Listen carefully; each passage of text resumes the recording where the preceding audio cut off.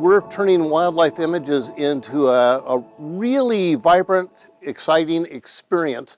People just have to come and experience. And it's an immersive environment where you come not only to see animals, but all of your senses get involved. You see them, you hear them, you smell them, you feel like you're part of their environment. That's what we're trying to create here. And then you learn a little bit better about what's necessary to keep them healthy and out in the wild. Future's bright, of course, if we can get the funding to get there. And of course, that's going to be totally up to the community, since moving forward, we want this to feel like a community center, that people can come out with their families, have a safe place to learn, have a safe place to explore conservation, sustainability, animal stewardship. Some of the exciting things in the near future that we're looking up is increasing the amount of education that's going on out here at the campus, not only in alignment with our mission of saving wildlife and conservation and stewardship, but also creating some adult education as well, so that adults can come out here and learn everything from working with our master gardeners to learning about animals and animal rehabilitation. We are so excited to be in the developmental stages of creating our online and homeschool curricula that aligns with the Oregon State standards for people of all ages. We also want it to feel like when you're bringing your family out here, there's the reason to come out here for the day. We're looking at creating a children's education and discovery center, and with that, a play area for kids, so that there's a safe place to bring your kids to play in Josephine County. We're working with a local company that's talking about putting in a new playground here for kids, because it's gotten to be an environment where it's really not safe around parks sometimes. We're in the process of working on some renderings with the playground with Playcraft. They came out, they walked through our park, so we're in that initial phases of what is that playground going to look like. We want it to feel natural, we wanted to feel that it's a teaching playground, so that when kids are there, they're not only getting their physical activity out, but they're learning in the process as we're doing that. And so the next stage is to choose which area that we're going to put this playground in, and then we're going to start the fundraising and grant writing to be able to fund that project. Our children's discovery area will have a play space as well as interactive missions that parents and children alike can come out and join a mission, play a mission, complete a mission.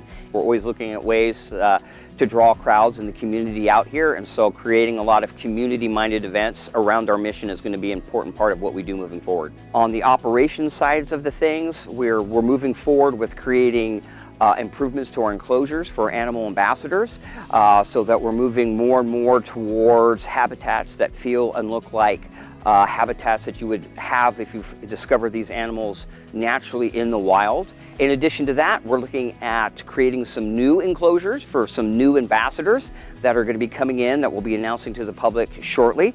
We're also looking at creating a whole new clinic. And my eventual goals, my big dreams, if we can get there, is to have a nationally recognized clinic that's accredited and that we can actually use it as a teaching clinic. A thing here at Wildlife Images is we're not able to treat a lot of species because of lack of space, a lack of resources, and that's because we just don't really have the space. We don't have some resources that we need to do that. So a vision that I see is that we're able to do that in the future. It takes money, it takes time, it takes manpower, and coming to saving wildlife, that supports our mission, and that's what we need, you know, or resources, and I'm grateful for that. This is the time where we get a lot of babies. We get a lot of baby birds. We have a lot of fledglings coming in. This is the time where fledglings are leaving the nest and the parents are kind of feeding them while they're on the ground. So they're more at risk to harm by other predators, cats, dogs, coyotes, things of that nature. So we're getting a large influx of orphaned or young animals. So this is our busy baby season. So we've got a lot of additional staff in here to help make sure that they're being rehabilitated and getting ready for release. We're super busy right now. We have approximately 40 to 50 patients in the clinic right now. When we release them, we get some more in. It's always a revolving door, and so we never know what we're going to get in. We never know what we're going to release. We just got an osprey in yesterday. That's super cool. He's like a celebrity right now in the clinics. We're getting several new ambassadors coming in. It's a real exciting time that way. We've got a grizzly bear cub that we're rescuing. We're going to get involved and we're going to bring him down here, and he's going to be a new ambassador to Wildlife Images. I couldn't be more excited. I am originally from Montana. I lived there all my life, and I have most of my experience from a facility called Montana Wild. I just got back from a big trip and I went to go see my supervisor, and she was like, hey, we have a new grizzly bear cub in. Do you want to go see him? And I was like, obviously, yes, I would love to see him. We both knew though that he needed placement. Grizzly bears, once they've come into contact with people, they cannot be released back into the wild. They become habituated too easily, and they will then start to look for people for food, for easily accessed human food sources, so they cannot be released back into the wild. His story is a bit sad. His mom was shot and killed by a shed hunter. This hunter was walking around with his 2 dogs up in Wolf Creek, Montana. He stumbled upon Mama Bear and her cub, and she was about 20 yards away from him. She defensively charged him, and the only defense he had was a handgun. So he shot at her 5 times. 1 of the bullets grazed her and another one killed her. And she had this baby bear with her, her bear cub with her, and he was only about 3 months old at the time, 3 or 4 months old. And grizzly bears stay with their moms for about 3 years. So being orphaned at such a young age, that little baby bear would not have been able to survive on his own. So Montana Fish, Wildlife and Parks took him to Montana Wild, and that is where he is waiting for us to come get him.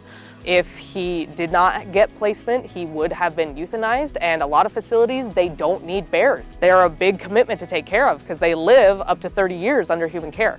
So that was fantastic that we got placement for him at Wildlife Images, so that's really cool.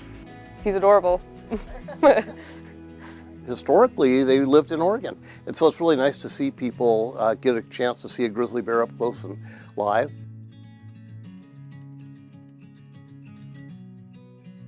We invite you to join us on this endeavor and to support us in our future efforts to create a sustainable future for Wildlife Images and a safe space for families to come.